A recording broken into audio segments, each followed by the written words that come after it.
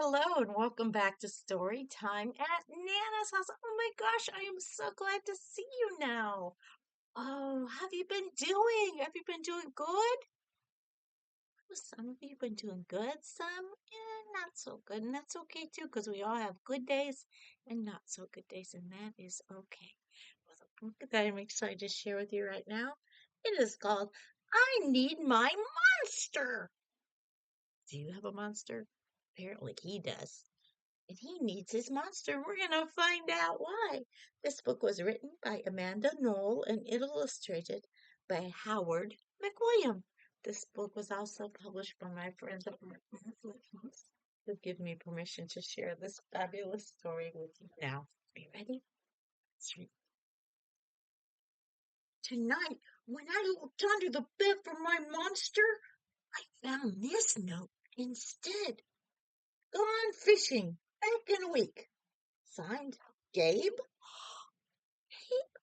What was he gonna do? I needed a monster under my bed. How was he supposed to get to sleep without him? If my monster was gone, now what?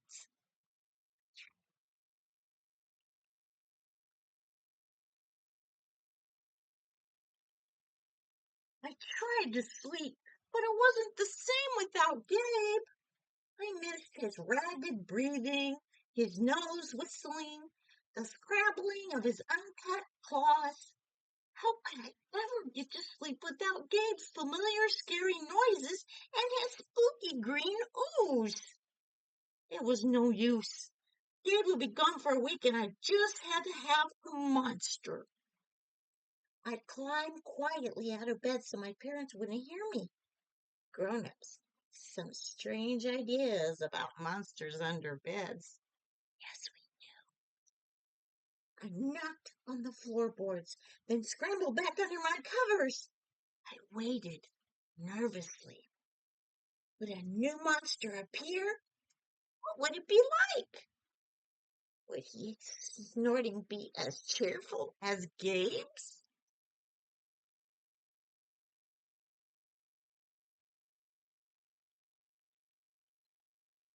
When I heard some creaking under my bed, I knew that was the substitute monster, and it had arrived. Good evening, said a low, breathy voice. My name's Hubert, and I will be your monster for the evening. Hubert, what kind of name is that for a monster? You don't sound scary at all. Have you ever scared a kid before? Well, no, but I have read all the best books on the topic. Do you have long teeth and scratchy claws? I asked. No, but I have an overbite, and I'm a mouth breather. Listen. Uh, uh, Herbert's panting was kind of scary, but it wasn't enough for me.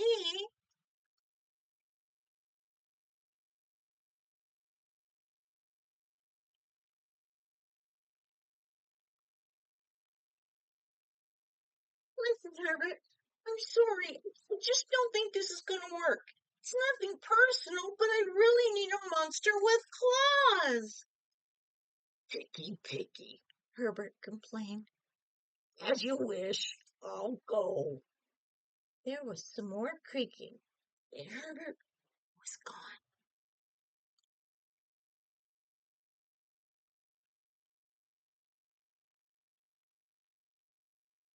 Some scratching warned me that a second monster had appeared. Good evening, he said in a high, silky voice. My name is Ralph. I understand you need a monster with claws. If you would please lean over, I will hold out an arm for inspection. I crouched on the edge of the bed, hoping to see a horrible, shaggy arm with sharp, ragged nails. Is that what he's going to see? Oh, let's see. Instead, I was surprised to see sleekly brushed fur and smooth, shiny claws. Excuse me, I don't mean to be rude, I asked, but is that nail polish on your claws? Yes, it is, Ralph replied. I believe professional monsters should always be well groomed. I could tell that this was not going to work either. I'm sorry to disappoint you, Ralph, but I need a monster with scary claws, like Gabe's. But I heard some more scratchings and I knew Ralph was gone.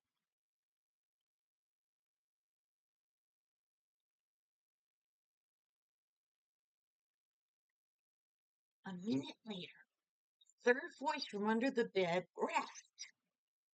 Check out these claws, kid. I gathered my courage and peered over the edge. The claws were impressive, jagged, and dark and razor sharp. So far, so good. I was a little nervous. Could you stick out your tail? I whispered. Sure, but don't get scared, he said.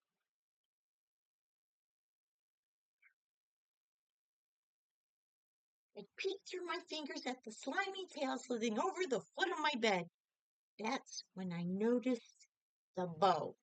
The bow? Wait, a bow? Was you supposed to have bows? Oh, let's get back to the story. Are you a girl monster? Of course I am, she snapped. I'm Cynthia. Do you have a problem with that? Yeah, I do, I admitted. I definitely need a boy monster. Boy monsters are for boys and girl monsters are for girls. Everybody knows that. Well, aren't you a picky one? She sniffed. And then she was gone.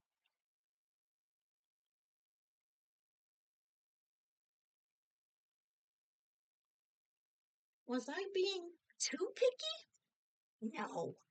I knew that a monster needed to be well clawed and menacing. The whole point of having a monster, after all, was to keep me in bed, imagining all the scary stuff that could happen if I got out.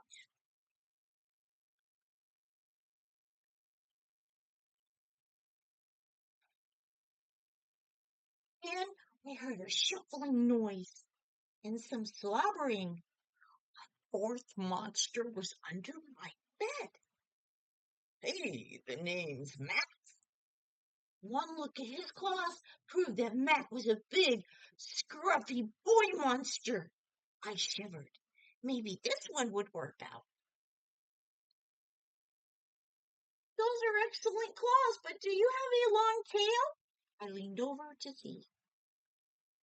No, my tail is stumpy, Mac slurped. But I do have an unusually long tongue. Why would I be afraid of a long tongue? I asked. Oh, I don't know, he said, trying to sound terrifying. You never know when he might get you. I fell back on the bed, laughing. Are you ready to see a very silly monster? Look at that. Oh, he looks ridiculous. That is a ridiculously looking monster. Do you think? Man, I think so. Well, you're not even gonna try to work with me, Mac whined. I held my giggles. You really don't think, uh, you don't think what? I really don't think you should send me away, he warned. Kids who reject 5 monsters in one night. I did not reject 5 monsters tonight, I interrupted. My regular monster went missing. Listen, Ed, maybe you just left because you're so picky. Fine, I'm out of here. But I wouldn't expect another monster tonight if I were you. How was I ever going to get to sleep without my monster? Oh my goodness.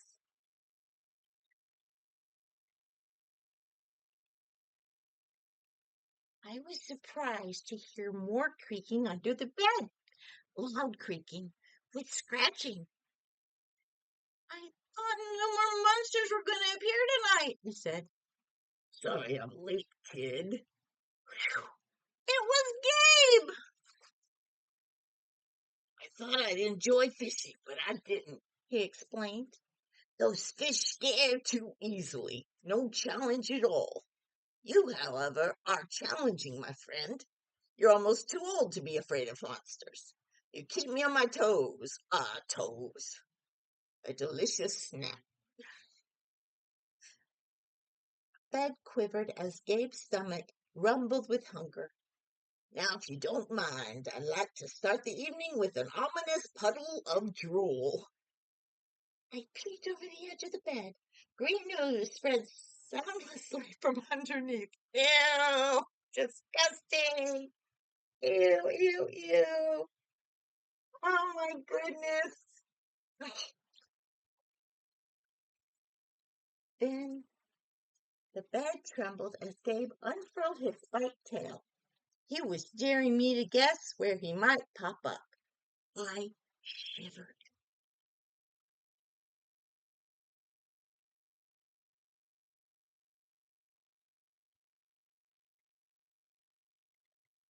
So you had some substitute monsters tonight, Gabe said, sharpening his claws on my bedpost. Were you scared? Then Gabe started tapping. I could tell he wanted to know if I still needed him. No other monster can scare me like you, I giggled, diving under my covers and pulling them up tight. Through the blanket, I heard Gabe's soft, comforting snorts. Oh, I knew it. We're made for each other, he growled.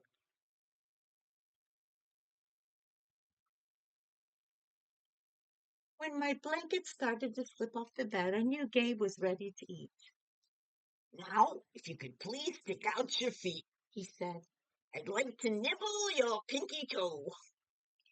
I yanked my blanket back up and scrunched my feet in so Gabe couldn't get them.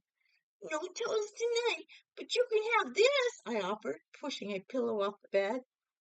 I didn't even hear it hit the floor.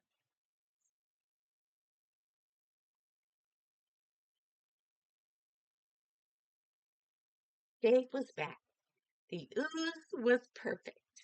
Everything was back to normal. I shivered again. I'd be asleep in no time. And that's the end. Da-da-da. Oh my goodness, wasn't that a ridiculously silly book? Oh my goodness. It was all pretend, make believe. There's no such thing as monsters under your bed or in your closet or anything like that. So you really don't need to be afraid. It's all good. That was just a fun story, though, because it's nice to pretend.